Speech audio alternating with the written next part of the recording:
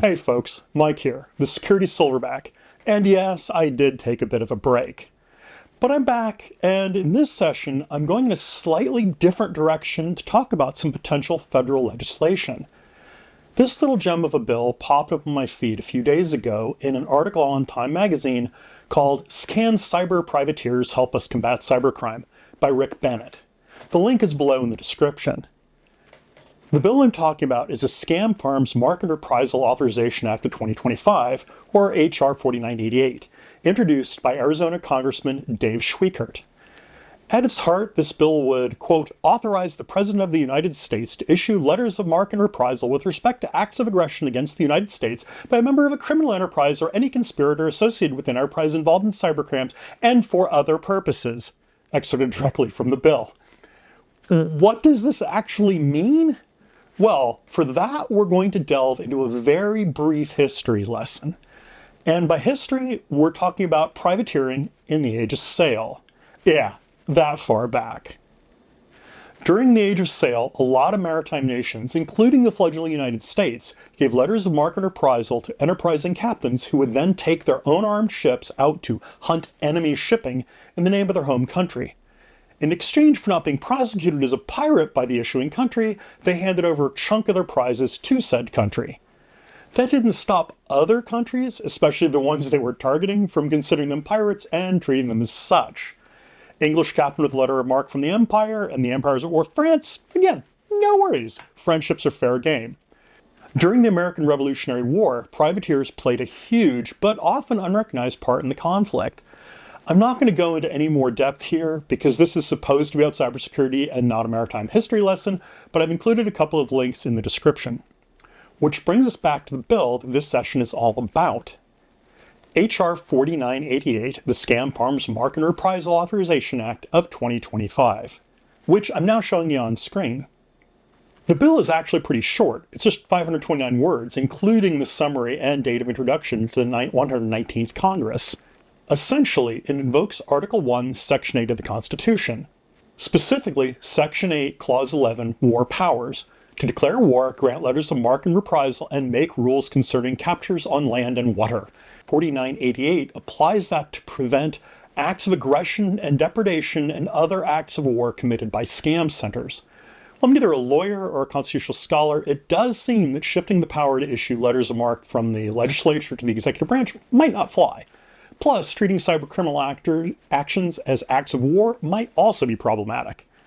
I actually plan to do a follow-up on this session with a friend of mine who is both a lawyer and far better versed in constitutional law than I've ever been.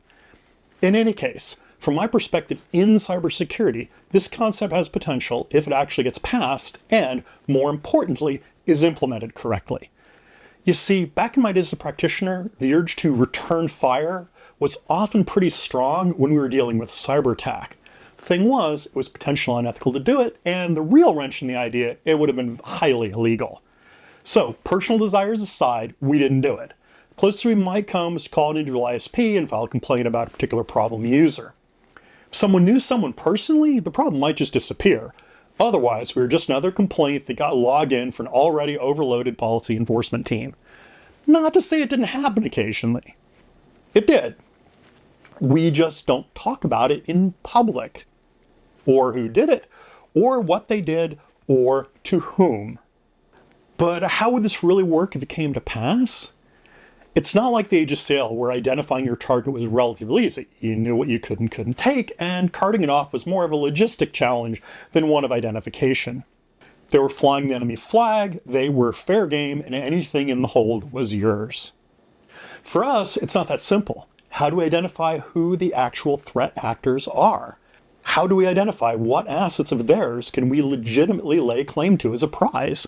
How do we limit collateral damage to other users in what may well be a shared environment? Ultimately, how do we keep this from turning the internet into something out of a dystopian cyberpunk novel? The first challenge is identifying who'd be given a letter of marque and reprisal in the first place. While it sure sounds cool to take it back to the attackers, the number of people who think they're technically and ethically qualified to do so is a lot higher than the number of people who actually are technically and ethically qualified to do so. The technical qualifications are important, naturally, but the ethical qualifications are more important than they might appear. After all, the fallout from going after the wrong target can be pretty serious. Technical qualifications are easier in this context. There are a lot of cybersecurity practitioners who have the skills and knowledge required to effectively return fire and take down malicious actors, though recovering their assets might be a bigger challenge. If it's cryptocurrency, fine.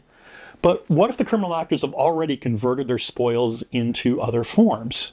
It's not like you can just pull their ill-gotten gains out of a legitimate bank they dropped them into, or physically recover that sports car they bought with their ransomware payments. Actually, I know a couple people who probably could recover the hypothetical car. That's neither here nor there. Remember, we're not dealing with stolen cargo in the hold of a ship. We're dealing with a wide range of assets they may have already changed forms 2 or 3 times. Now, the requirements to post an appropriate bond before receiving a letter of marque and reprisal help solve both the ethical and technical issues. Likely these would go to teams or companies or well-backed individuals who wouldn't be wasting the resources to pool a bond if they weren't sure their technical abilities and had the ethical mettle to stay within the scope of their charter. The thing is, as written, the bill is pretty open-ended. It gives the president the authority to issue the letter and instruct the receiver on their operating parameters, but it doesn't really say what those parameters can be. And the way it's worded, it leaves physical actions on the table. So clubbing that ill-gotten Ferrari from the leader of a cybercriminal gang, raiding that warehouse, or setting fire to a foreign data center could be in scope. And that all could be problematic. There's nothing about limiting the scope to prevent collateral damage, or even about dividing the proceeds from privateers' actions with the government, which was an aspect of historical letters of marque. So what are my takes on all this? Conceptually, it has some merit. I'm sure a lot of practitioners would relish the thought of being able to return fire against the malicious actors who target their systems, and threat actors might back off a bit if they knew there were people out there ready and willing to play their game against them. But it also has some potential pitfalls, not the least of which are innocent internet users getting caught in the crossfire between threat actors and cyber privateers. Personally, I'm tentatively in favor of the idea. Tentatively. But it would have to be implemented very carefully, and the rules of engagement would have to be well defined with some kind of oversight. Though, to be fair, I could see a movie or 3 coming out of this very idea. So that's it for now. Please hit those like and subscribe buttons and stay tuned for the next session. In the meantime, stay safe.